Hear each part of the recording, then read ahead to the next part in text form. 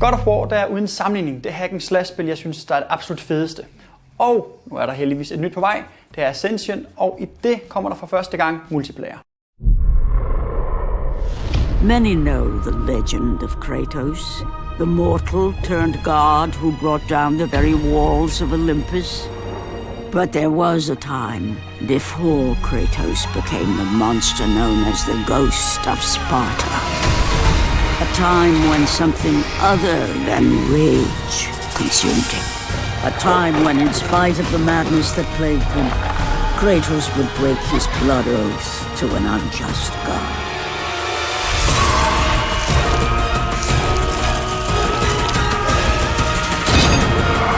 A time when he would no longer be bound in blood.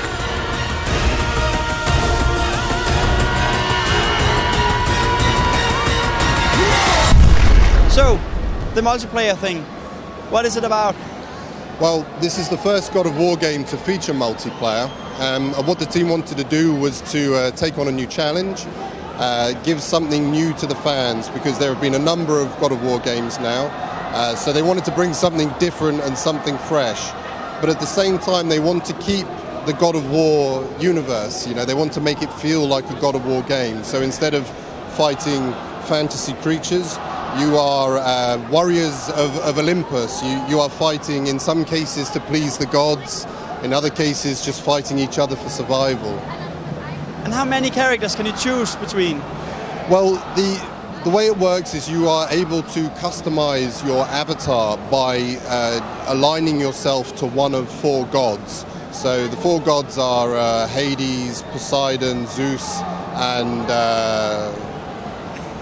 and some other. Yeah, I'm sorry, I forget the last one. It's gone from my mind. So depending on which god you align yourself to, it changes your appearance or the weapon available to you or the magic you can use. Obviously they're all balanced across each other, so there's no real advantage over any other god. It's just what your preference is. And then you customize them yourself? Yes, you can change the appearance of the armor. Like some armor will protect you more against magic, but make you more vulnerable to physical attacks. And other armor, it's the other way around. So it changes depending on which one you choose.